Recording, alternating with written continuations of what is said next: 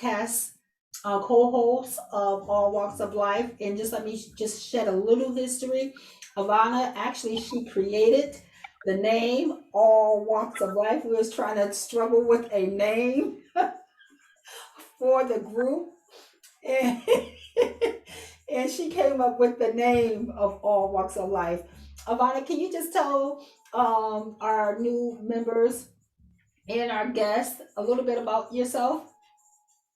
Yeah, absolutely. I'm just very passionate about certain topics. One in particular, Felicia, as you were just mentioning, would be women's rights, mental health. I'm just a very big advocate for equal rights in general. So when Crystal approached me to do this project with her, I was super excited, as I have a background in a social work and have been working in a nonprofit organizations most of my adult life. With that being said, with a lot of work that I do, up until very recently, I had 3 jobs and I'm still going to school. So my work life is kind of picking up. And unfortunately, I can't dedicate a lot of time as I thought I would be able to the All Walks of Life team. So at this point, I have to step it back a little bit and prioritize my work. Um, However, whenever I have a free moment, I can't wait to be back as a guest and, just talk with these wonderful people. All And thank right. you so much, Crystal, for opportunity. I really appreciate you. Thank you. And just to let you know, she will appear, make guest appearances every now and then when she's able to. And her spot as a co-host will always be there because, oh my God, I don't want to tear up Please because she don't. is a original member, and she will always be an original member of this team because she helped in so many ways, starting this platform. I'm telling you, it took a lot of rehearsals and a lot of dedication and a lot of time. And she's been there. I mean, it's been so many times where I had to reach out to her, and I'm thankful that O'Shea is there to fulfill those shoes. And O'Shea, she is so intelligent, so smart, and so wise. And I'm so grateful that I am choosing someone to fulfill her Ivana's shoes. So, and it's going to be a wonderful journey to pass on that baton. Um, to pass on that baton. So, I just want to say, Ivana, you're not going anywhere. You're just stepping aside to just fulfill your job requirement. So you will always have a spot here as a co-host. You would still make your guest Yeah. appearances. So, all right. Thank So, you. That's so Don't sweet. don't make me cry. My mascara is gonna start running down my face. so Okay, ladies, y'all getting emotional for me. okay. You know, Crystal knows me. I don't like to cry. Okay, but I had to. I really had to pray and be ask God for guidance on this one. So, all right, we're gonna get started. And we always start a segment with a greeting. So let me start. My name is Crystal Renee, and I am your host. And welcome to All Walks of Life. Woo! Yes, joining me Woo! are my co-hosts, and they will introduce themselves. So we're going to start off with Ivana. Hi everyone, my name is Ivona. I'm super excited to be here with you all. And O'Shea. Hi, Ivana. Hi, Was it me? Ivana. Nice Hello, everyone. My name is O'Shea Johnson. I'm excited to be a part of this. This is extremely moving for me, just watching everybody come together. Some of the topics that we're going to be covering is going to be tough and heavy, but I am very thankful to be here. So thank you all. And hello. Hi. And Saquin. Welcome. Hi, my name is Saquin Hippler. Thank Nice you. to meet you guys. Hey, I know you. And we have a guest on our show, Felicia. Hi, I'm Felicia Oliver, life insurance agent to the stars, and you can be a star. And I am grateful to be here, and I'm very excited to touch some personal topics that's been hurting our community. So thank you, Crystal. Thank you, Walk of Life. Okay. Well, today's topic we are discussing is gun violence. And we are immature journalists trying to make the world better. And what we do, we take an episode or episodes and we look beyond what we see. So, ladies and gentlemen, we know that there have been over 30 mass shootings. 30. That's a lot. 30. So when we look at these mass shootings that occurred, these these suspects behind these shootings, could we say that they are suffering from mental or brain health? Or were they bullied maybe as a child or during their their school years? Or were they molested? Or are they going through some type of retaliation? What do you say? Let's start with Ivana. I believe in order for somebody to commit such a awful crime, there has to be a mental health component to it. I don't think anybody in a healthy mind would just go and kill a bunch of children or innocent people. So I really think that it's rooted in mental health, and of course childhood trauma and bullying. I think it all has like a part of it, right? It depending what that person has been through. O'Shea, what you say about that? I agree. I think a lot of it stems from childhood trauma or just trauma in general, because we could say childhood, but things happen throughout life. So I feel like it's a lot of mental health issues, trauma stems, and really can be generational, right? So things that are not necessarily covered in one generation that passes on to another. So if that child has seen something happen in this time, and then it happened again in the next generation, the next family, and it just kept going, as far as things that were not addressed or things that have not been to the forefront.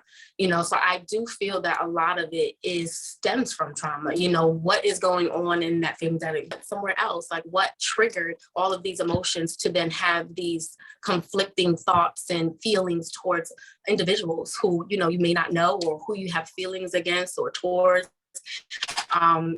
A lot of it, you just, the stories that you hear when these stories come out after hearing these mass shootings or why this happened, you hear that there was some type of underlying issue. There was something that triggered that person to feel a certain way, or something that wasn't addressed, and they may have been feeling this, journals that they have. Like, there's so many components to it. So I do feel like a lot of that's all cases as well. I think that some things just happen in between, and kind of like this rush to just want to do something because they lack the control that that person may have made them feel. Oh, right.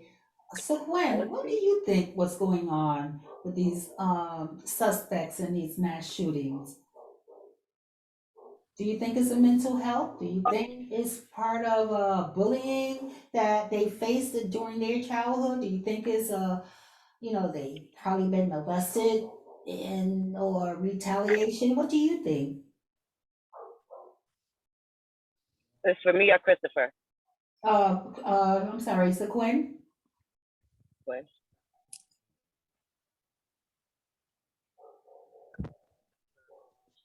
We can't hear you. Like it's like what everybody else said, trauma, the situation they've been in.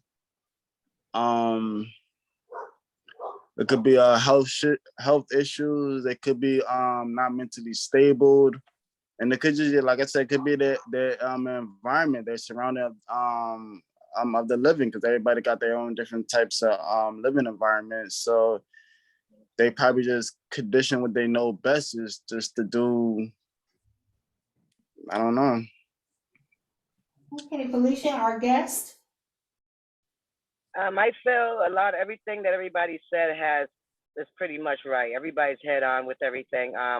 But the last statement right there, I always had a theory that, it does have, I think mental health comes from confusion a lot of the times, like when somebody's being raised in a household that's teaching them to hate, and then they go out to society and they watch TV and everybody's talking about how, how we need to come together, how you shouldn't hate your brother and your sister because of his skin color, so a child's going outside and going to school and having people tell him, look, you got a black classmate, you got a white classmate, you guys are not different. You just got different skin color. You have to treat everybody equal. And then when they go home and their mom and dad say, no, you don't. Black people are bad, stay away. Or white people are bad, stay away. A child growing up, your mind's so fragile. It's so sensitive. And when you're in a learning stage, and what you teach a child is going to, at a certain age, it sticks with them and it makes them who they are as they get older. And if a child's conflicted between hate and love, I come inside my home, it's hate. I go outside in the world, it's say love. It could confuse a child at a certain age. It could confuse them. And if a child that never's been addressed and the child get older and they're stuck with all these emotions and all this confusion, and stuff like that, that could trigger someone to react in a different type of way. It could trigger things or emotions, if you understand what I'm kind of saying. Absolutely. So I do feel that it stems with a lot of confusion from the world, the environment of how their home is, growing up, and then also the things that they see in the workplace, how everybody's equal. In restaurants, they see people sitting there with them. They got all the school, they teach you everybody's equal, but then you go home and home's not teaching you that, and it could really confuse. Felicia, are you saying it's a learned behavior in a way? Say it again. Are you saying it's a learned behavior? I think it can be, because it's happening too often, and mental health's been a thing in the world forever. And we never had things like this happen as often as we are now, so I kind of feel I'm like in the middle with it, but I'm feeling that, it is that. It is more, it's more of that, yeah.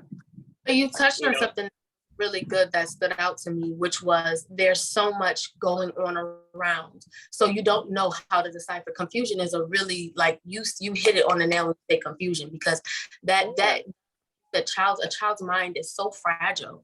Their brain is not even developed all the way. They can soak in things like a sponge, and they hear things. And we're talking about ages between, like, I want to say like 5. I don't know what psychologists say, so don't quote me. Right. But like, I'm talking very young ages from 5 to like 22, because you're still not mentally there yet. Right. All your components, all your still developing. And so when there's so many things happening around, especially within 2020, and moving forward, there's been so much confusion on the television. There's been so much confusion around, just politics in general. But then you have, schools for the, Okay. That's what it is. Yeah, so that's Okay. Now, and tell me something. Actually, just go ahead. I'm sorry, Ivona. Sorry, and I actually do want to add to that, very good point to share. And I want to just add that actually 0 to 5 is the most crucial time for the child's development, the brain development and psyche. So I think it really starts from the moment the child is born. Exactly, and then they don't have any of these laws to, again, like people, whoever's making these laws, everything got a chain effect to it. You understand? So if you're gonna change one thing, you have to look at that whole list of things. Yeah, absolutely. Yeah, these Absolutely. It's gun just laws not are one thing. You gotta look at the whole picture.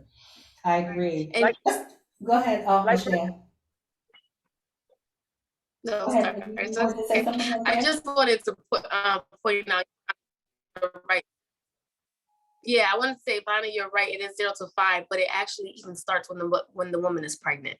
So even there, the child is being developed. There's so much. I learned this when I was, and that was one of the things that helped for a little bit. And so one of the things that I constantly heard was, we think that the child is not, feeling or knowing the things that's going on around them, especially if it's a toxic environment or a toxic household and there's so many things going on. That child is going to start to, the brain cells, those things are going to start to morph when you're in, because you can feel all the emotions, you can feel what's going Absolutely. on.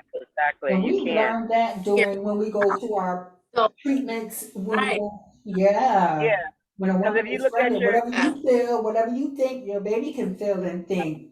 Great point. right, Great points, ladies. Exactly. Let's talk about insurance. Yeah. How should insurance companies play a part in helping people with mental or brain health issues, whether they have private or state insurance? Let's start with O'Shea. are you speaking Oh, about with health me? insurance? um, okay. So I think that there should definitely be, as far as when it comes to insurance, I think that there should be a way that there's resources for everyone to have access to, right? I think that whether you have private, state benefits, whatever it is, I think that everyone across the board should have access to having, therapy, psychologists, all those types of things that will help with a child who's going through, or a person who's going through some mental health struggles or challenges. Getting them in the sooner is the best to help that person learn how to cope with certain things that's going on. So I think that when it comes to insurance, I really believe that we should have as much access as possible. Now, when it comes to state insurance, I feel that there's so much resources around, and I just really urge and encourage families to dive into that, look into that. Google is your best friend, okay? Google will get you out of a place where you don't know where you're at. So Google helps you to really state what covers your benefits, what covers your state insurance. And there's so many things. And one thing is too, there are certain places that help. If you have certain insurance and private insurance, there's certain places that help with mentors. So if a child is going through something in that teenage or early childhood to teenage years, there are places that will provide a mentor to take them out into the community, to bring them out of the home, to do something different for that person. And I know this because I was a mentor. I ain't gonna say way back when because I'm still young, but I was a mentor myself, and I supported some kids who had trauma. And one of the things that I had to do was take that child out of their situation and figure out how I can help them cope with whatever it is that they're going through. If they're a child, I want them to be a child. Let's go to the playground and play. You'd be surprised on how you see the other side of it. But if our parents and our families are not aware of it, we have to push it more to say it. And I think they're starting to try to do that more, to say, this is what's out there for you. These are the resources, because they see how increased it has been over the years. So yeah. Okay, Saquin. Um, I think at this point, since the I think at this point, since the shooting, the mass killings is ridiculous. I think like stuff like insurance, either if it's state insurance or private insurance. At this point, I think everything should be, I wouldn't say free, but I think it should be adjusted to the world where we have a choice to have free insurance for things like that, instead of having to come out of pocket or have to wait to get approved, because I think right now it's getting out of hand. It's getting out of hand. So I think in certain situations, I think America need to sit down and allow free access for mental health. For mental health, either if you're even if you're stably working, or even if you're mentally challenged or have a disability, or even if you're in the system, meaning locked up. I think at this point, mental health should be free. It at this point, it don't even matter if you need it, or even if you need it or not. I think it'll just help out a lot of people regardless. Because I agree to that. I I think think I think because we have so many allotted office visits, so many yeah, allotted. I think we could afford. I think we could afford it to give out free health insurance, especially for mental health. Yeah, I think it should be allotted. Um, let's ask our guests. What do you think? Okay, so I don't know. Everything you guys saying is good and it's true. And to tell you the truth, is already there. That's the thing about life. And resources. The resources are there. They have free there. They have free everything. They have free mental health counselor. They have free psychiatrists. All you do is dial 211. I think the main thing in life is people acknowledging the issue. It starts at home. All right. Nobody's around a child or a person more than the people that they live with. Okay. We Mhm, see things. We see things. We are aware of things. mhm. A lot of us don't acknowledge it. Who wants Yep, to acknowledge that their child have a mental health condition? A lot of people think that that is a stigma, that it marks your child. If counselors come to you and they tell you in school, when you have your school meetings, they tell you certain things about your kid. How many parents that we know of, or how many situations have we ever heard of where a counselor told a parent, because I went through it, no, they're not always right when they diagnose your kid, but it's something to look into. You understand what I'm saying? Like my mom, for instance, I can share my story because I'm a confident woman. So my mom, she she went through the same thing with me. I had a lot of anger when I was a kid. I still got a little bit of anger, little in my animosity and stuff like that, but I work on my stuff. So Mhm. personally, my situation, my mom, the school systems since elementary school told my mom, hey, look, I think your daughter need counseling, da da da da da. And my mom looked at it and she was like, no, my daughter's fine. My daughter's fine. And throughout the years, I getting as an older woman, I realized that I have anxiety and I do have depression, and where did it stem from? I can't tell you, but I know that this feeling that I always had in me always been here, right. so they don't, so it's not a mental health, when they say your child need counseling, but they might see that your child might got some borderline things that she might want to discuss or need to be brought out, and before it develop into something dangerous, or develop into something that could hinder them as adults, that can, stop their growth, so a lot of times parents don't want to recognize and they don't want to hear the advice that's given to them.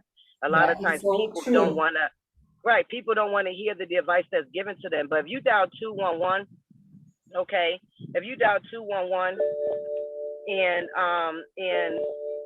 211 has so many different things there for people that can't afford it. They got free counseling, they got free all type of stuff, guys. It's there, y'all. It's really there. Absolutely. I agree to I that. brought, yeah, I talked to my a friend of mine is got a muscle disorder, and we went to, and he's going through a depression, and we went to his doctor, and I spoke about it.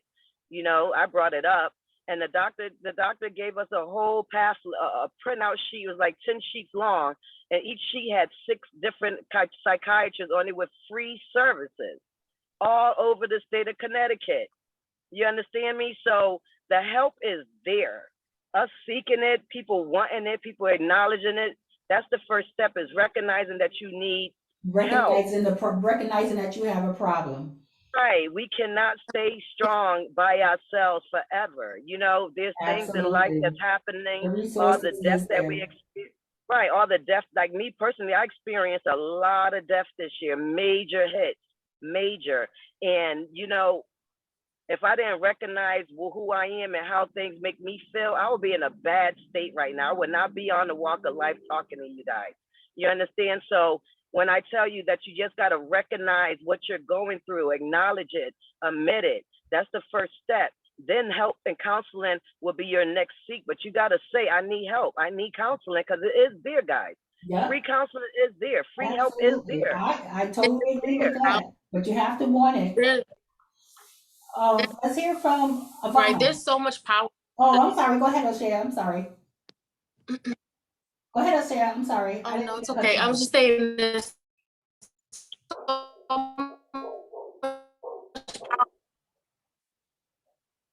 Because she's, she's hitting it right on the nail. There's power in what you're saying. Say that, the resources are there. It is up to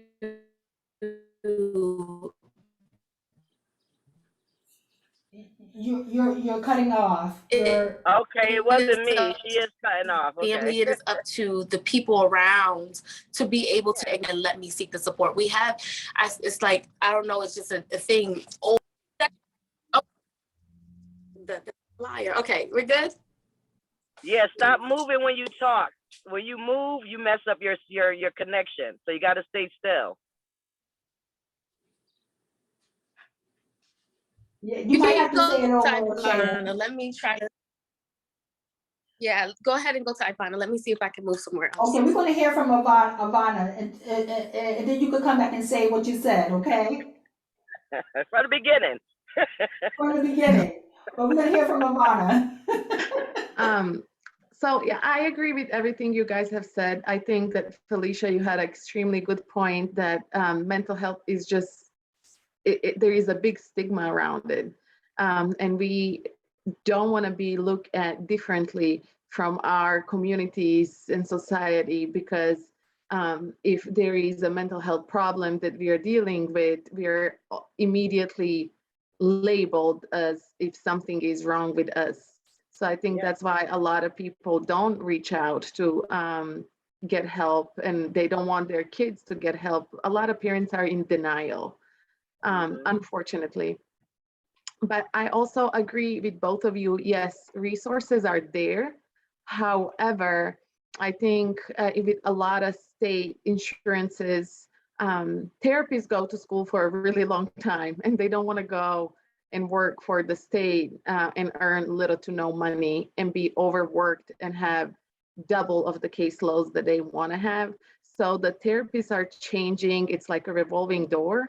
So a person can't really establish a rapport and relationship with the therapist, because in a few weeks there is going to be another one stepping in their place.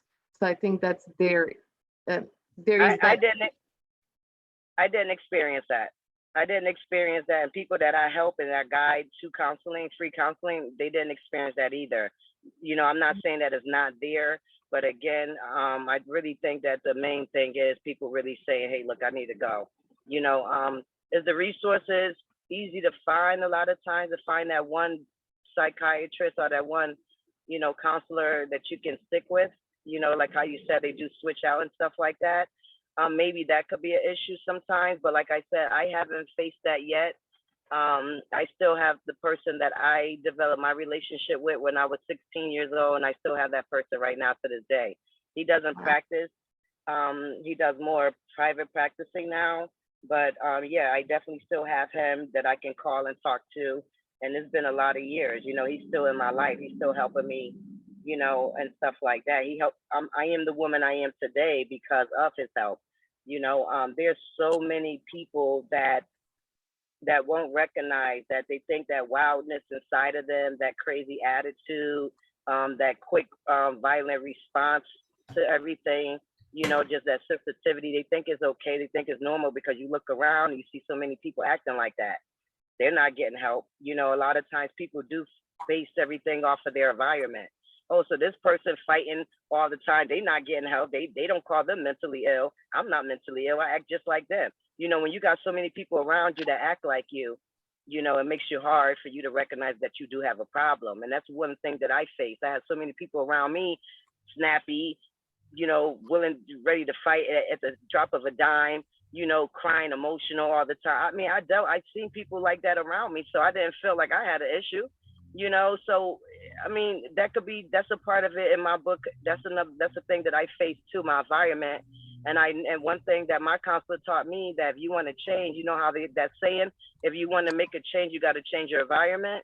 Yeah. It's a reason why they say that, because Now When I do have to ask you a question, Felicia.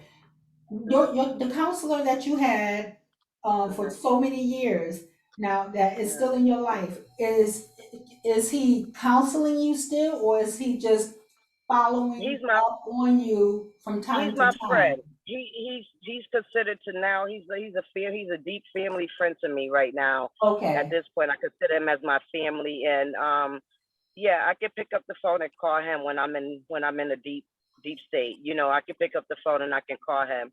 You know, if he could talk to me over the phone and get me Right. through it. You know, if So not, he's he'll tell more me to like a come to his mentor. yeah, he'll tell me to come to his house. And that's another thing. I think that, with our youth, um, I think that, we need to start beefing up big sisters and big brother programs again, because everybody don't have that structure in their household. And I'm a person that collect kids like it ain't no tomorrow. I collect kids because I know that they are our future. So even with Crystal, you know me with my nieces. Yeah. You know, people say, you could talk to your kids about what they should do in life, give them all the verbal talking, but the kids watch what you do. And that's what They really raised mimic your you. kid and Yes, they molds your do. kid.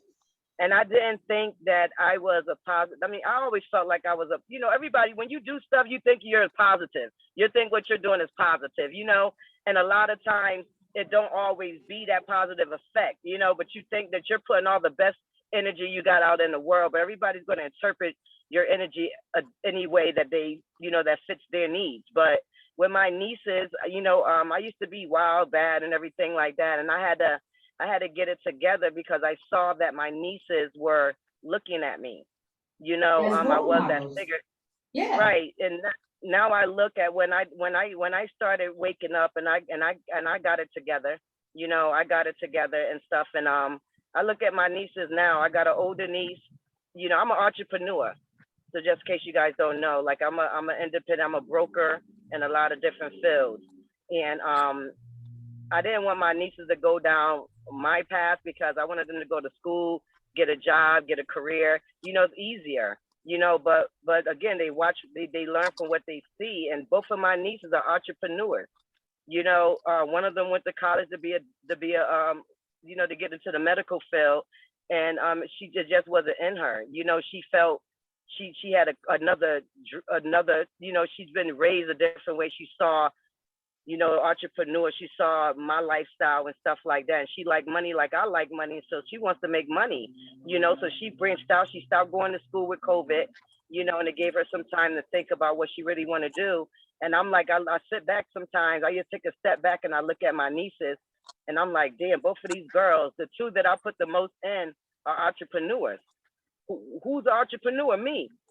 You get what I'm saying? So I Yeah. see how much of an impact I am to my girls. So we as women and as parents and as aunts are very important. So anybody on this line here that's an aunt, remember your position is so important. Your position is more important than a mom.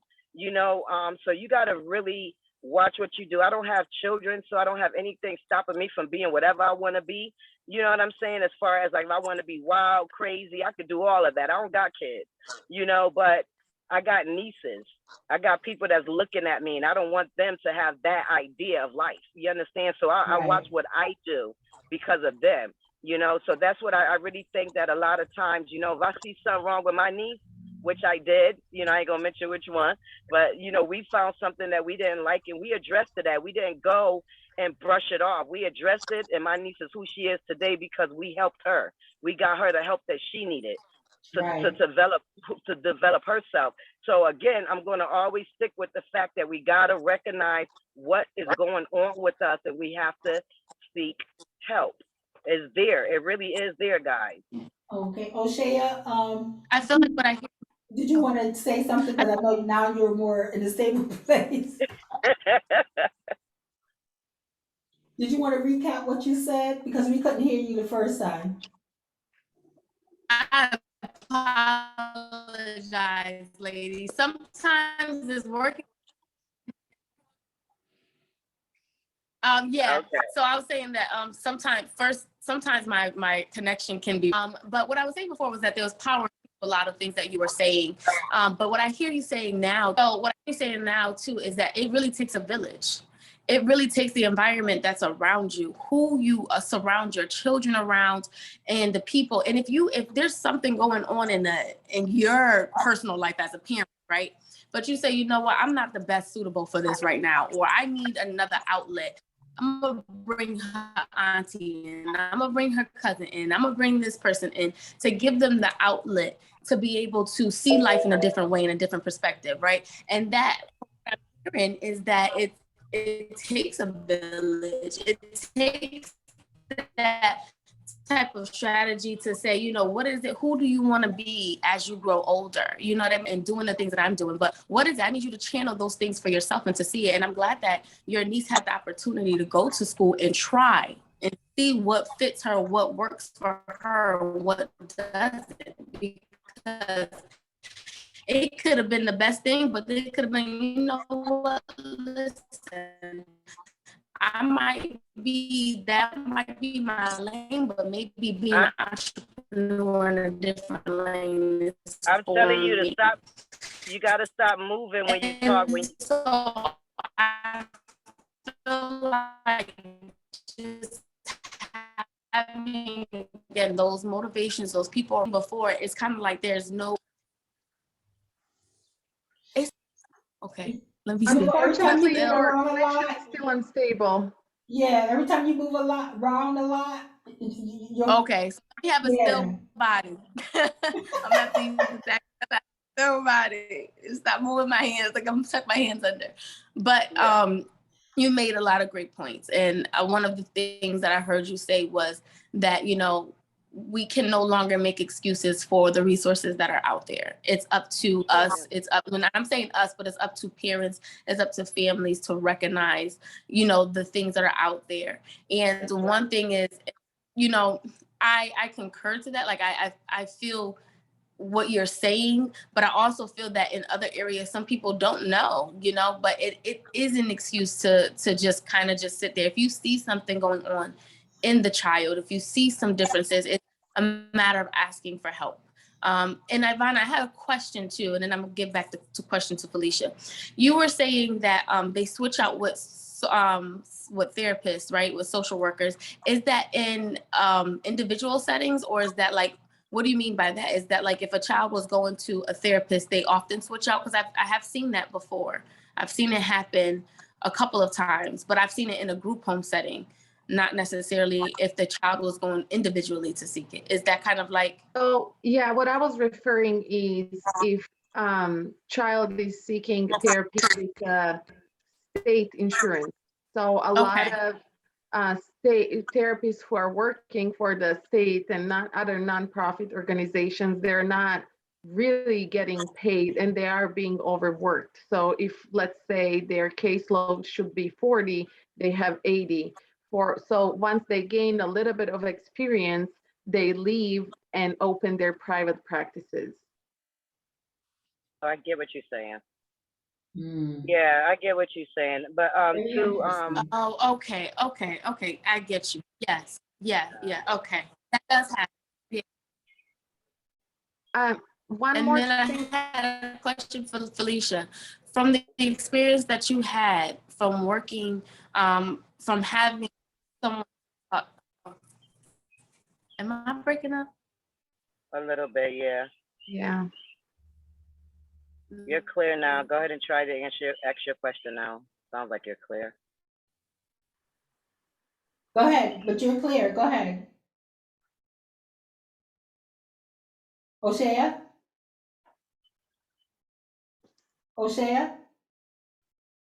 Just see your screen. Okay.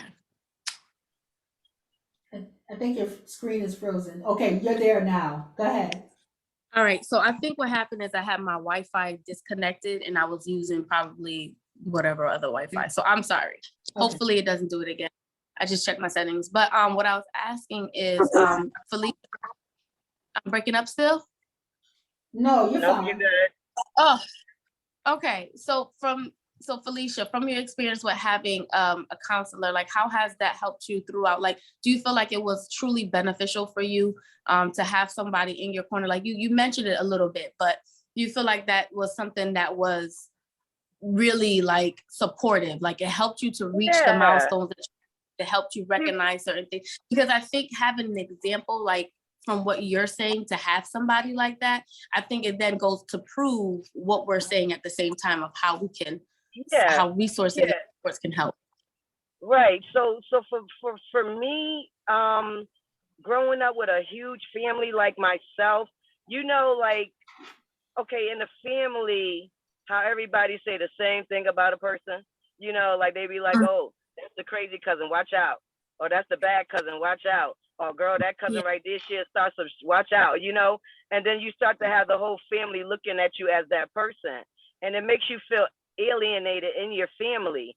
So you don't feel comfortable expressing yourself fully with your family because they always have their own opinion. And it feels like they're not listening to you. They don't feel you. They're not hearing you. And especially if you were that person and then you did make a change, like myself, I made a drastic change in my life. You know, how I handle things, how I operate, just everything. And when you make a change and you go around the same people, because you can't leave your family. You can change your friends and your environment, but your family home is going to be your family, you know? So you can't change that. And it's like, you know, you kind of feel like you trapped a little bit, you know, because you're not that same person, but everybody's still coming at you like you are.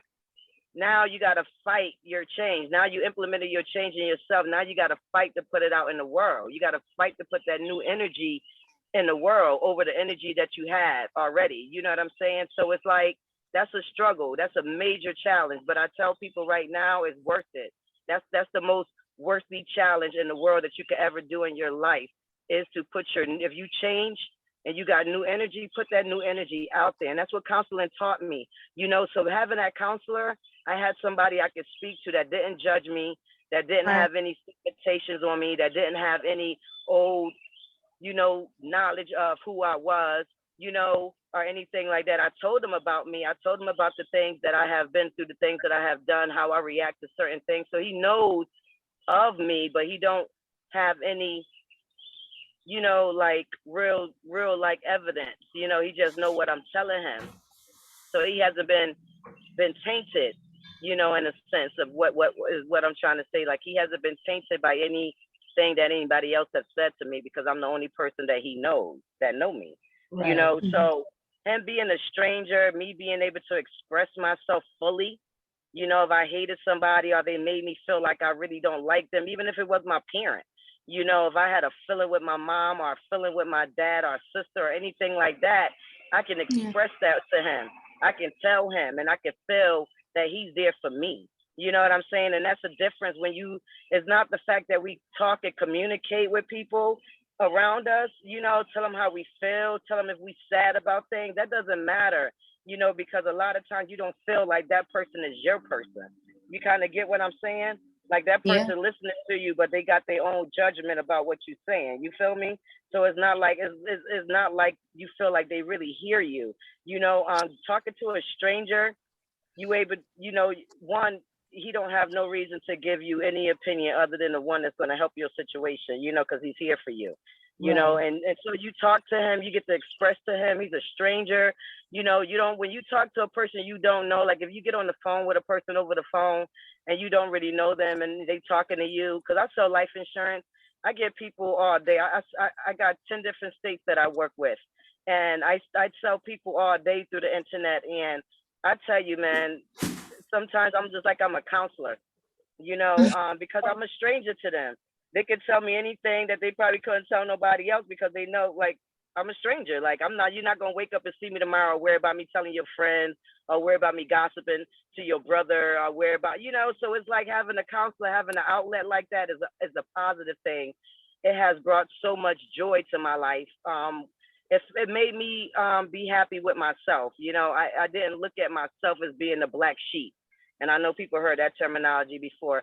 I didn't look at myself as being a black sheep anymore, you know, and I had that stigma on me pretty much all my life. You know what I'm saying? So, because I didn't do things the way everybody else did. I didn't like the same food everybody else liked. I was different. You know, Right. I was the child that debated everything. You know, I ain't agree with nobody or nothing. You know, so I felt like I was the black sheep, you know, but in actuality, then I was the darkest one, you know, besides my brother, you know. So it's like, and a part of me is like, you know, I always felt pushed and pressured into a box. And when I got to the counseling, I acknowledged that I acknowledged that I needed this. And when I started getting it, because the first time I got counseling, guys, I was ordered by the court. All right. They started off with a 12-month counseling program. It wound up being 3 years. Okay. Because I did not accept it. You know, I go into the counselor, I sit there, won't talk. You know, I was just a badass. You understand? So, and it took him to take his time. He took his time and broke through my shell. You know, he peeled my onion back, you know, and I was able to express myself with him, and I never stopped to this day. And I think that, you know, it was a very positive thing to have him in my life. And I definitely recommend anybody. They got talk therapists, guys. You know, so like we go through so much stuff with work and home and bills and everything like that. Sometimes we just overwhelmed. They got talk therapists, people that you can just talk to, you know, and stuff like that. It's not like you getting like therapy, or I mean, it's therapy, but it's therapeutic, you know, but it's not like you're saying, hey, I got mental issues, I need help, and I'm seeking it. No, you got people you could actually talk to, like your girlfriend. You can look it up. They call it talk therapist, you know, and I'm just saying, like, everybody need an outlet. This world is sick. It's crazy. The pressure that women and men face is insane, you know, and I commend anybody that wake up every day, brush their teeth, get dressed, and start a new day. You know, it's hard. Right. It's hard. Absolutely. And I want I our just want to viewers. add, Crystal, if you don't, Go ahead. But it's don't even mind. harder. It's even ahead. harder doing it on your own.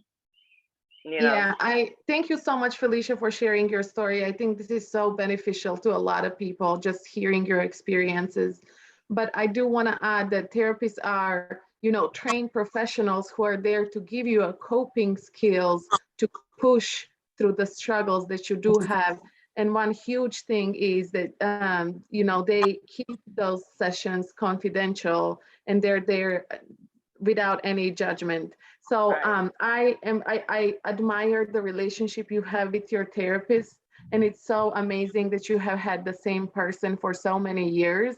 And this is not directed towards you, but I do get a little bit of the red flag where therapists sometimes cross those boundaries, because therapist is there to be your support and professional.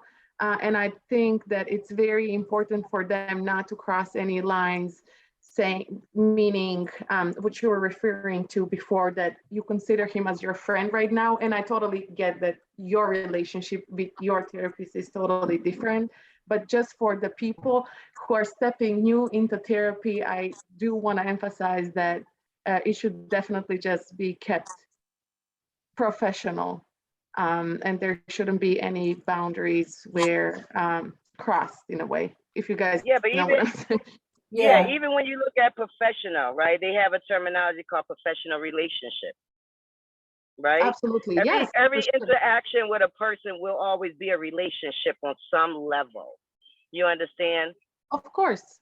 So Absolutely. when you build a relationship with your therapist, I consider him as a friend because he saved my life. Mm-hmm. You know, so whenever somebody make a huge impact in my life, you are going to always be a friend and a special person to me. So you feel like you're indebted to him because he saved your life? I'm indebted. I am grateful to him. Not indebted. I am grateful to him. I'm grateful for him. I'm grateful for the time that he take out for people. You know, like you know, like for instance, I'll have a situation going on, right? And a person will make a comment, okay? And now it's not about what that person said. Now it's on me how I'm going to react to it. Okay. So what he taught me is that, you know, if you feel angry about something and you very angry, we are human.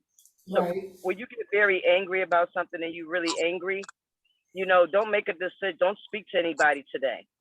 You know, don't comment on it today. Don't make a move towards it today.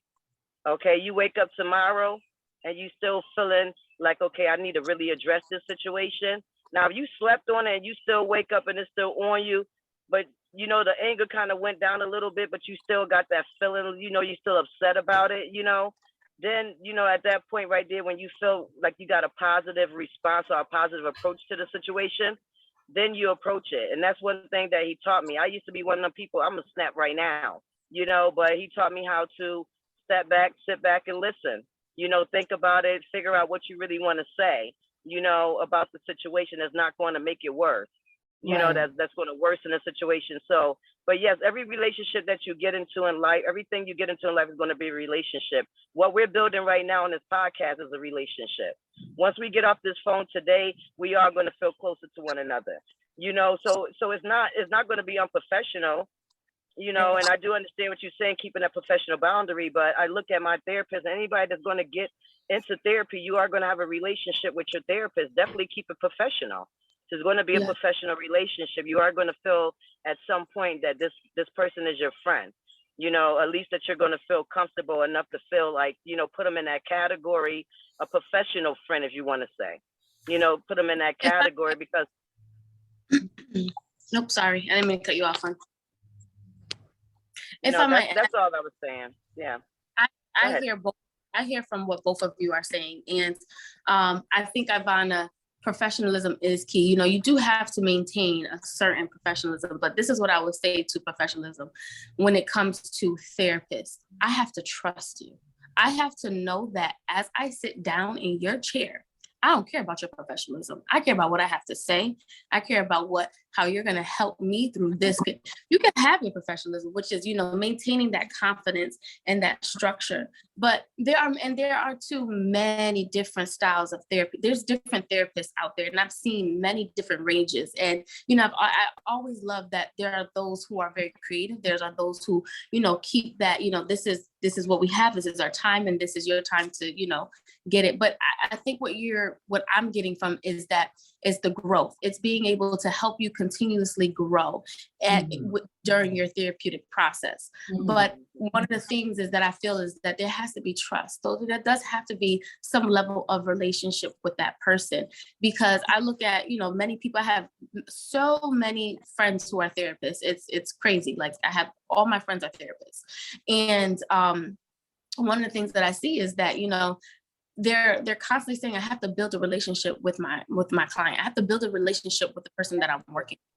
And if I don't build that relationship with that person, they can't trust me to who they are. And a lot of backlash that a lot of therapists get is, you know, I can't trust you with, you know, this, because you have to maintain that level of professionalism. So how do I know? The rapport building is extremely important. No doubt. I did not. But and I hear what you're saying, because I'm not going to make it sound like I'm not, that, you know, it's a back and forth. I get what you're saying, because there is a level of professionalism. But is there, you know, being a therapist and then transitioning to a mentor, a guider who then is like, okay, I supported you throughout your therapy to help build you to the next levels, but now I can just be your mentor to kind of guide you and get you to those goals. Or because coach.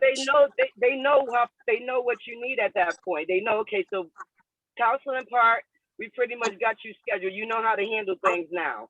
You know, so I'm just going to be here for you when you need it. But I want to say something before I get off of it. But definitely everything that you just said, that's how we look at a friend.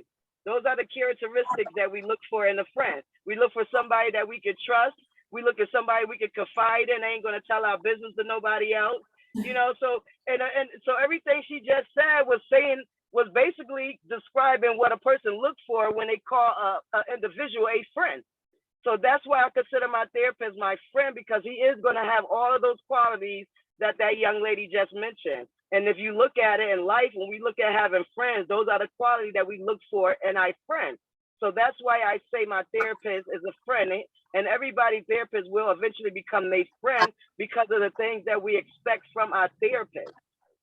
And the viewers, I want you to tap in on this.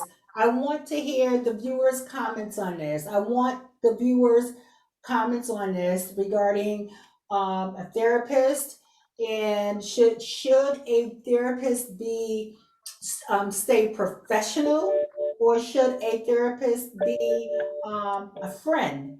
And the viewers, please comment Or on can a this. I would therapist, love to hear your viewpoint on this. or can a therapist, Or can a, Shay, did any one of you have anything to add on to this? yeah, ask, and also too, with the add to what you just asked, and also too, the question is, could a therapist be a friend and a therapist? Like, do you feel like a therapist should be both? Because at some point in life, if we're going to feel comfortable and confined into a therapist, it got to be a friendly environment that we're coming to sit down and talk in. Well, You know, so okay. So a therapist, okay. So a friend I could call anytime, any time, Right. place.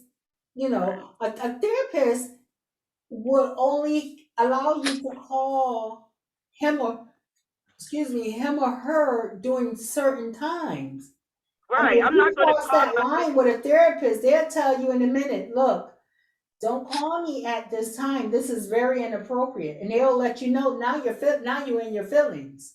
Yeah, and I and don't I talk think to my I therapist kind of about relationships I, either. I So I think that too what Ivana was saying too is that there is a point where you're doing your therapy and you have reached the point where you have now gotten the supports that you need. We have to let go. You have to let go.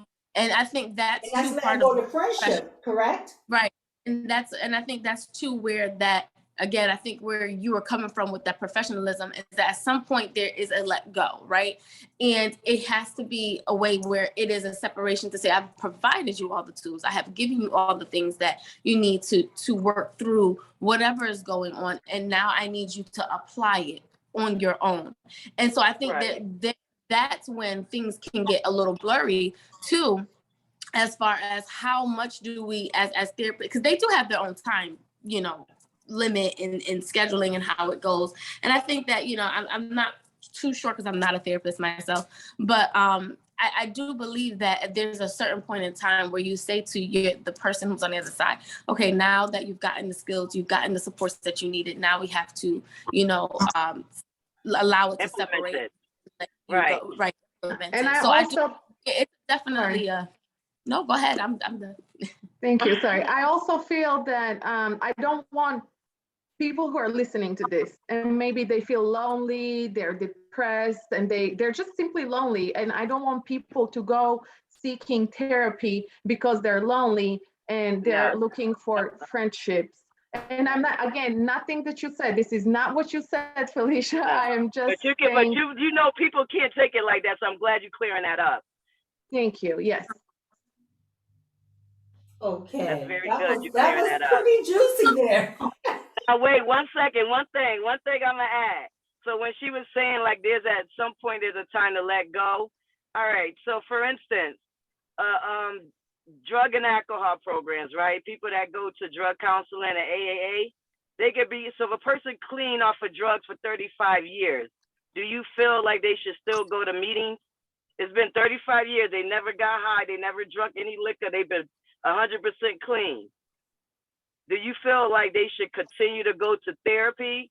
I mean, go to the AAA meetings, or you figure since they've been clean for 35 years, it's a time where they feel like, okay, I'm good. I don't need counseling anymore. Well, Because that depends on Come back their and speak to progress the people and that need it. but you that ever depends heard on the their term? progress You ever and heard where the? they You are ever in heard their the? life. Right. That You ever depends heard on the their term that? progress and where they are in their life. Right. But this is the thing, because I deal with drug addicts too. And I tell you this: once a drug addict, always a drug addict. And the reason why they say that saying, I have seen people clean for 45 years and mess up.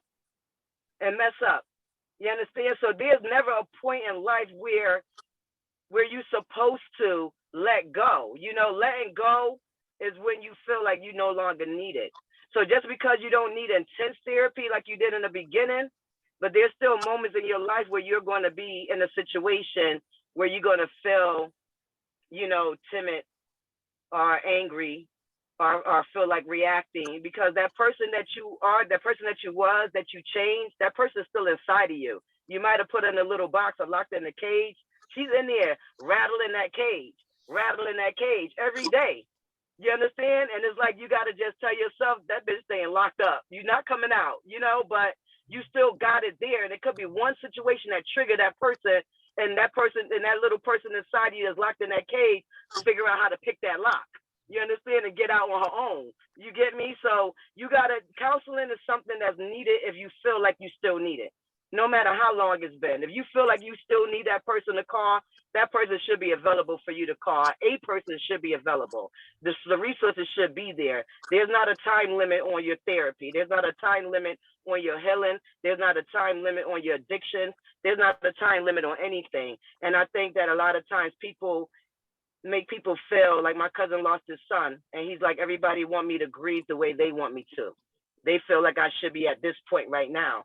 Nobody could tell anybody when enough is enough. You the only person that can tell yourself that. So I don't think that there should be a limit to anything. If you need it, get it. If you're in therapy for 20 years, 50 years, then you're going to be in therapy for 10, 20 years, 50 years because you feel like you need it. So it's not about, I don't think there's a time frame on anything in life because everybody's an individual. And as an individual, you have to do things individually the way that you feel is necessary for you. Okay, You know, so Ivana has to she has to step away. bye, Ivana. Nice to talk to you. Hate to wait to see you again. Thank you all so much. You guys are amazing, and I can't wait to join you again. This was wonderful. Thank you all. Thank you. Thank you for your presence. Yes, absolutely. Take care, everyone. Okay. Okay, let's continue on. Who do we blame for these shootings? Do we blame the shooter with the mental health issues? Do we blame the gun maker who create the guns? Do we blame the government who vote on these gun laws and these gun bills? Do we blame the parents who neglect to see the different behavior in their children behaviors? Who do we blame? Let's start with Saquin. I feel like we should blame the government because they the ones who issues out. They the one who issue out the firearms or have to say so. So I think we should blame the government. Hey, O'Shea, who do we blame? I feel like that's such a strong, to say we, I'm not trying to back out of it, but So you got all of the above button? right. Like as You I could. You like, could. I I'm just like, asked, who do you blame? yeah, it's so powerful to say it in that way. And I'm not saying you saying anything wrong. It's a really, really, really good question and makes you think like, okay, how does these things come about? And I think it is an all of the above situation. I think that, like period, we are in, and I'm sorry, Felicia, if I took that from you, girl. I'm sorry. But you say, babe? I heard you say it. I was like, ding, that's it. All of the above, man. Yeah, because it's so hard. We didn't come in this world sane and incorrect. Okay, there was disruption. There was all types of things that was happening from the get-go, from the beginning, and just over time, things just continue. And I do believe it's all over. The government is conflicted, confusion. They lost their mind. You have communities who are trying to do right by the people in the community, who is trying to make a better way, make a better this. And then, that can be overstimulating. Then you have the household and you have parents who have their own demons, their own struggles, their own issues. So I just feel like it truly is an all of the above situation. I don't know if I would say it's the government. I don't know if I would say it's just this one person. You know what I mean? I definitely wouldn't just blame it on the child either, because at the same time, they're a kid. There's so many different things, so many different factors going on in that. It's sad and it's hard and it's hard to stomach even hearing it. Like I can't, like I said earlier, I'm not a news person because all that news is just sometimes creates anxiety and too many things going on. It doesn't help you to process what you want to, where you're at or what you can think or even have a decision to make, because their decisions are coming to you. So I like I said in the beginning, I stand by. I think it would be all of the above situation for me. And Felicia? Okay, so I'm gonna break that all of the above situation down because I'm one of them type of people. All right, so you said the parent. I just need you to name the people that's on your list. Who did you say first? Okay, let's start with the parent first. Let's start with the parent first. Start from the end, work your way up, because I think The the last parents. one. All right. So far as the parents go, all right. Could you imagine being a parent to a child that have it in his heart and mind that actually could physically go into a school and kill a bunch of children? Do you imagine living with that type of child? I couldn't imagine. So parents, all right. So parents, one that have that type of child, I think they live in fear. I think they scared of that kid. So they scared to get counseling for him. They scared to get him help. They scared to probably even talk to him or be around him. Why? They probably love the fact. Why? Why are they afraid? You got to understand the energy that child is bringing off, girl. Could you imagine the energy that child has? He probably walk around the house all day, not speaking. You know what I'm saying?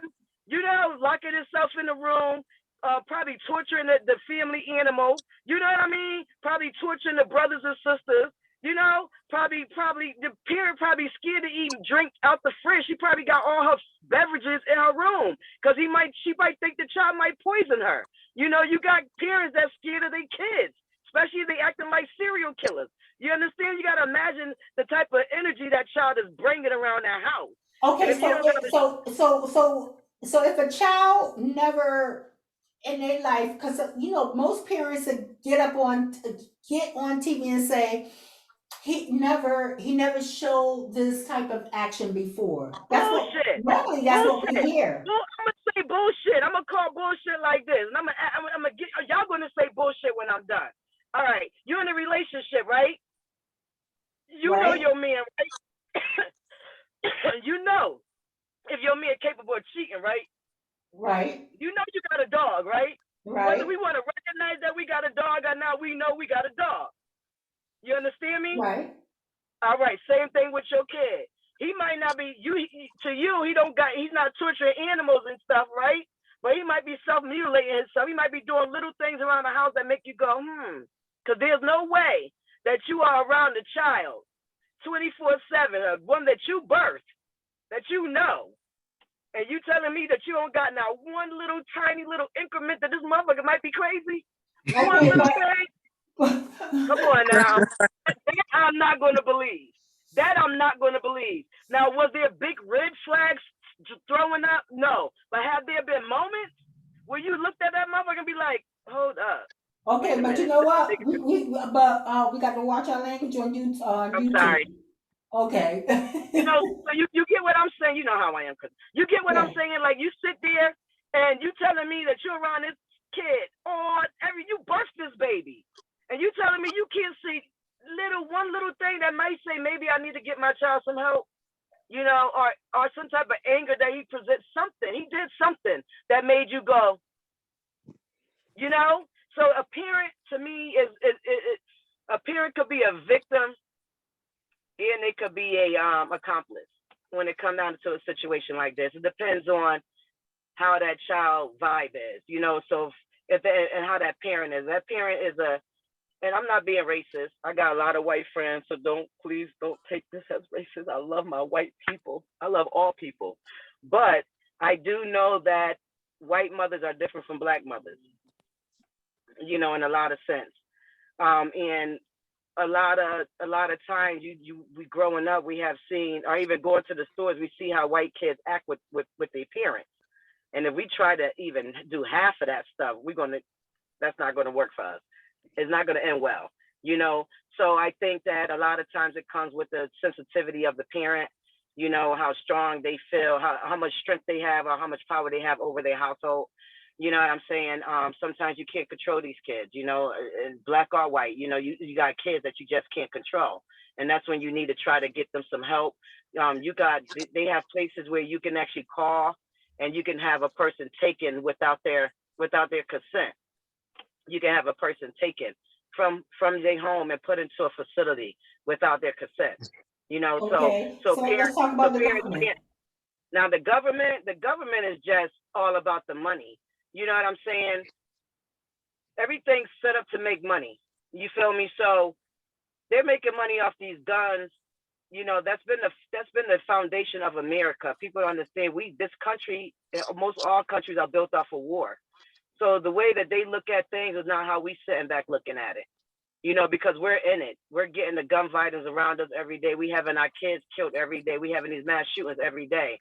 You know, it's like it seems like the government is not living in the world with us. They got their own, you know, their own little part of the world, and they stay in. And then everybody out here, the individuals, we are living in the real world. We are seeing the consequences of what laws that they're making, you know, the rules that they have forth. We're seeing the outcome of that, the backlash of that. So they're not seeing what we see, and they're not experiencing what we're experiencing. So they're not going to look at it the way we look at it. Okay, Just so like with Twin, did you have slavery. something to add? I mean, if you really think about it, everything is demographically broken down into sets. And what I mean by that means the culture wise, because I feel like there is a label to every shooting. What I mean by that, the mass shooting, that's a Caucasian crime. You get what I'm saying? Is like mass shooting, that's a Caucasian crime. Well, People killing. okay, now we got to look at the street shooting. That's what I'm about to say. That's what I'm saying. Gang on gang, or activities or such on. That's more of a black crime. So I think the government knows what they're doing. I feel like the government has a cycle, and I think they study the cycle every other year or whatever. But I feel like the government or whatever, they have a cycle where they know, like how Felicia and how everybody else is saying, whereas like the government knows what they're doing. They know, they know. This mass shooting is going on, so they're gonna let this continue going on, because even though it's gonna be a drought, it's gonna 5 years in the future from now, it's gonna raise more money to them, because at the end of the day, everything is a war. We're facing a war. Right. So right. Okay, and how about the gun makers? Because you wanted me to go up the road. All right. So now, as far as the gun maker goes, listen. God created these people, and they gave them a skill. Okay, that's their skill. Guns are necessary. They are, but how they're being used in this world today is not. You know what I mean? So I'm not going to go against the gun maker at all. He actually He's doing his job. Okay. You know, he's doing his job. You know, we have to protect our country. You know, there are people that do want to see America burn. You know, if our soldiers don't have guns, then what's going to happen? You know what I mean? They always say guns don't kill people. People kill people. No, people kills people. So I carry guns. I love my guns. You know, I'm crazy about them. You understand? But I'm responsible. There's not one person that ever seen my gun that didn't have the gun used on them. You understand? Like, for my protection. I would never pull out a gun to play with it. I don't pull out a gun to clean it in front of people. Nobody knows what I got until now. You understand? So that's being responsible. You have to be responsible with guns. It's not the gun maker's fault. Now, who's the next person on the list? The shooter. All right. Now, the shooter, I don't know how to blame the shooter, man, because, you know, mental health is a mud, yo. And when you deal with mental health, though, it's like you can't, it's like, yo, you don't really got no control over your emotions and stuff. And if nobody ever helped you quiet them voices up, you ain't gonna know how to say them voices are bad. You know, that person lived with them voices for God knows how long, and them voices probably became his friend, his confidant. He started trusting in them voices. He started believing in them voices. He didn't get help. You know what I'm saying? So a person that's mentally ill, I know it's bad to say that they're not responsible for the things that they do, guys. You got crazy people in the world. You got people that suffer from mental illness. I'm not gonna, I don't feel comfortable, you know, saying that the gun shooter, if he was mentally ill and not just an evil person, you know, if he's a mentally ill person, because that's a difference, guys, you know. So if he's mentally ill, you can't really blame him, because he never, you know, that's when the parent probably is morally to blame than him, because he never got any help for the problems, you know, for the mental issues that he had, and they just developed. Okay. And they just grew. Okay. What's the next one on the list?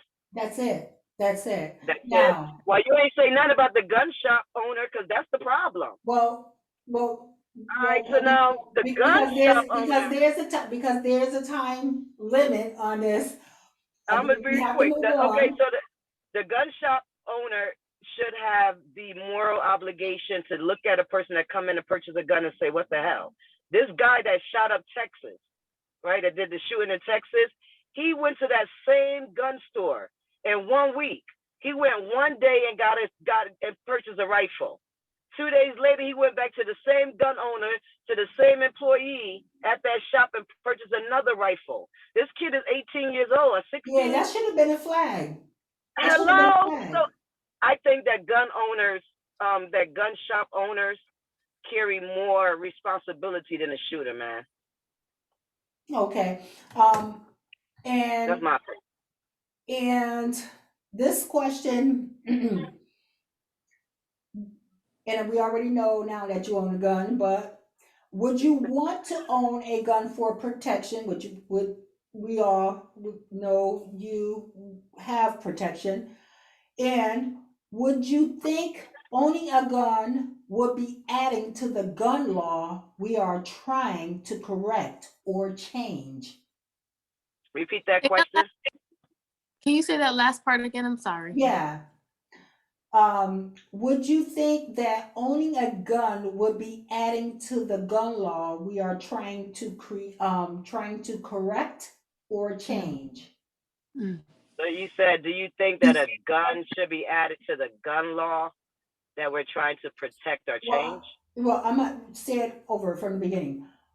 Would you want to own a gun for protection? And also, would you think that owning a gun would be adding to the gun law we are trying to correct or change? Well, I don't think that we should be trying to change the fact of owning guns. I think everybody have the right to bear arms. Right. You know, it's too many crazy people in this world, you know, and if somebody want to be stupid enough to run up on somebody getting into their car, especially women, we should definitely be able to protect ourselves. So I don't think anybody should be against owning a gun. I really do think that we need armed guards in schools. I think that security, instead of teachers being armed, I think that security guards should be armed in schools, whether parents like it or not. I'd rather have a licensed, an armed security guard walking in my school, but you saw how the cops couldn't rush in that building. So having somebody that worked in that building, having your own miniature army in schools works. I think that security guards should be armed. You know, I think that that's like the number one way that we can protect our children. I don't think that the gun law should stop people from carrying guns. I think that the gun yard should be revamped a little bit more. I don't think that some certain guns should be sold to the public. Right. You know, we are we're not soldiers, you know, in the army, so we shouldn't have certain guns being sold to us. I don't think that 18 years old is old enough to purchase a gun. I don't think that 18-year-olds should not be purchasing guns. I think that gun purchasing should be 25 and up, because you hit a certain type of maturity at 25. You should hit a certain type of maturity. But no, I don't think that guns, me being a gun carrier, I don't think that, I wouldn't be happy if I didn't have the right to carry a gun. Just put it that way. So I think that that's okay. But they should change the age limit to people purchasing guns. And they should keep all states strict on guns. They shouldn't be just strict rules. So our Second Amendment should not be violated. That's what you're saying. Right, exactly not. Of course not. There's too many people that had guns and it saved their lives. You understand me? So no, there's too many people there's too many people that actually survived, you know, because they had a weapon on them. They was able to scare off the intruder or the perpetrator before he actually did harm. So yeah, no, I think that guns are okay for people to carry. I think that we shouldn't be allowed to carry certain type of guns. And I don't think that we should be purchasing guns at the age of 18. I think that the gun law should be a little. What do you think that the limit should be? What do you think the age it's 20. I think the 25. I think 25 is a good age. I think so too. I think that's a very mature age. That's a very 25. Mature age, right? What do you think, Saquin? 25. What do you think, O'Shea? We lost her We're again. talking about at what age do we What think? age? Yeah. Yeah, I 25 and up, definitely. Definitely. 25. I don't even think, because they say your brain is not fully developed even at the age of 22. So Right. I'm not, I don't agree with, I think maybe 25 and up. Yeah, definitely. Yeah. And It's a mature age. and my last question, what would you do if you encounter an active shooter? Let's start with O'Shea. Get the hell out of here. I'm gonna go. You're gonna have to pass me for this one really quick, and you can come back to me. Yeah. Let's start with Saquin.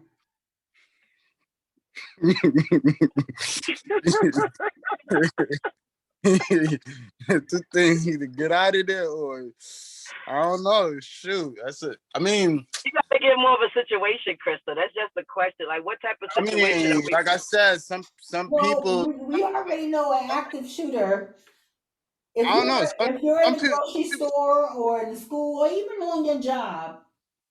Some people. I don't know. Like some people really have to.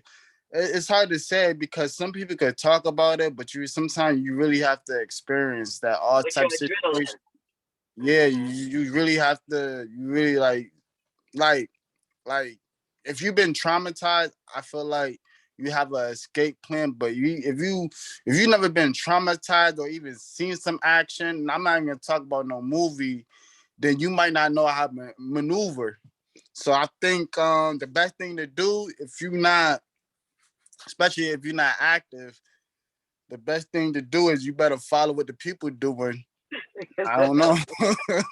Okay. But I mean, that's a hard one because any little move, because at the end of the day, a bullet don't got no name on it. So if you get hit, it's just I'm not gonna say it is what it is. It's just that you just been in a bad situation. So I pray for anybody who ever been in that type of situation. Just look at your surroundings, and then even if you are and if you see a situation, and if in your head and your guts is telling you something, and if you know you're out of your alert, then go with your first reaction, get out of there, or just stay quiet and keep your mouth closed and just I don't know, gotta know. Survive. Bye.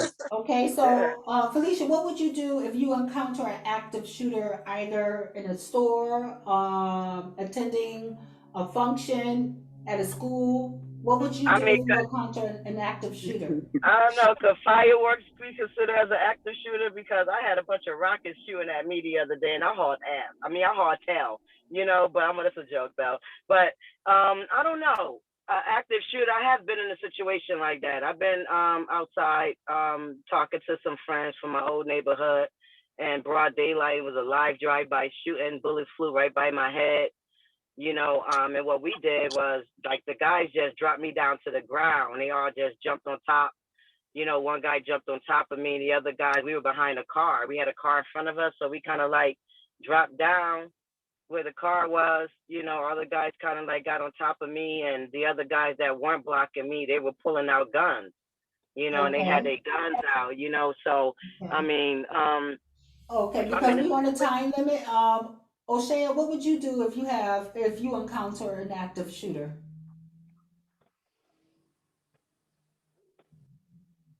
I'm a prayer and I'm gonna ask Jesus. But no, in all honesty, I'm sorry, guys. So I would probably just try to hide, if anything, and that's a tough question.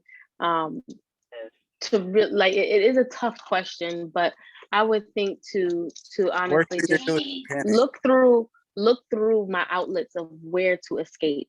You are eyes, ears, and everything at this point. So it is really to look for the closest outlet, look to all your exit signs that's around you, and see the best way so to you're gonna get make out. me jealous today, huh? Hold on. Felicia, can you put your phone on mute? All right, you guys, I'm gonna go ahead and I do have to leave now, But I just want to say thank you, Crystal, for this opportunity. I think this was a really great conversation, and just having talks about this to people who may be thinking the same way that we are and processing the same kind of responses or even questions and conversations.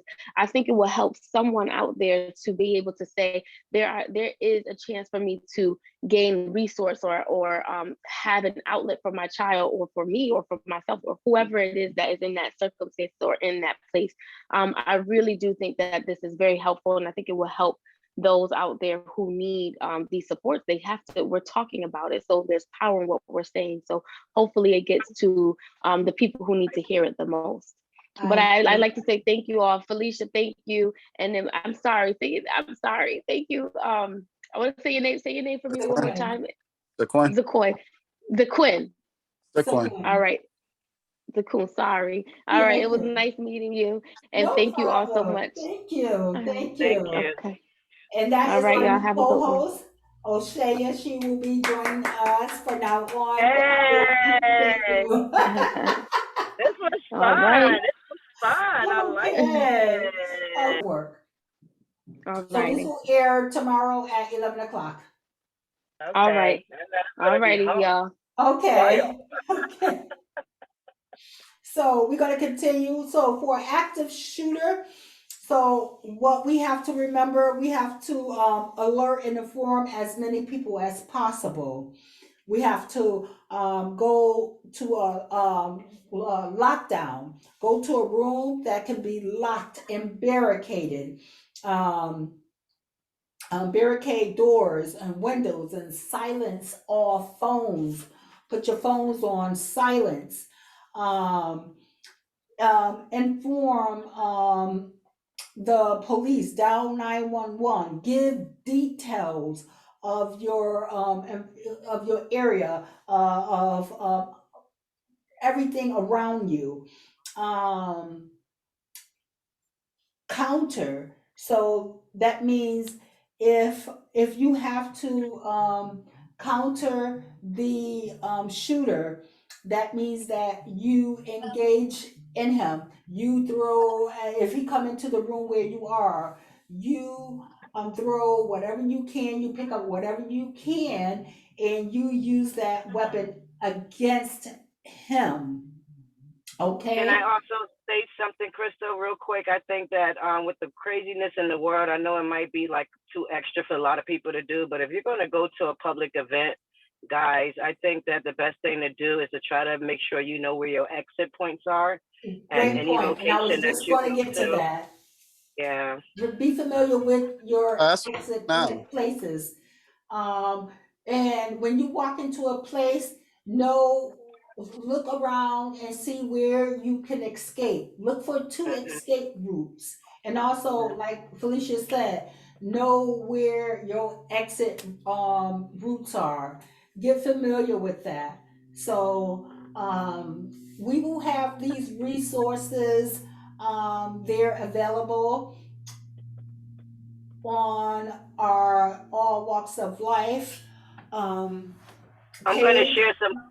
Yeah, we'll have the counseling information too. We'll have, well, everybody should know how to dial 211. But if you don't, we'll have the 211 link. We'll have the active shooter website, or not website, but the active shooter link on our resources page. And Felicia mentioned something that I did write down as a resource. I wrote down talk therapy. So I did write that down as far as a resource. I will provide you with a list. I can get a list of free counselings in the state, and it has so many different people on there. They have young Black people on there. They have young white people on there, older white people, older Black people. So basically saying that is that they have something for everyone. And I will provide you with that sometime this weekend. I'll try to get that over to you so that you can post that up too. And they got their name, their faces. This recording goes out tomorrow at 10 o'clock. And I would like to have Felicia back as an active guest. If she would like to be an active guest, because I know she does insurance. So she might not be And other things. on all the time, but I would like to have her on as an active guest. Okay. I accept the challenge. Okay. Because she brings that spunk. So she will be more of an active, continuing guest on our show. Also, that means that my picture go up on the little thing. Yes, yeah, I will put your picture up. And you sent me your picture. I felt left out. I'm like, okay, look at all these. Where's my face? So yeah, I'll put your picture up as an active guest, because you will be an active guest, a recurring guest all the time. Now, are we? How do we pick our topics? Huh? Are you open to? Are you open to everyone contributing to the topic, Oh yeah, or is it I just would love okay, that, because I don't want to be the only one always picking out topics. figuring out? Okay. Okay, so this concludes our show for all walks of life. And again, my name is Crystal Renee, and I am your host. And thank you for joining us today. And we are immature journalists trying to make the world better. And like I said, we take an episodes and we look beyond what we see. So thank you for joining us today on our gun violence episode.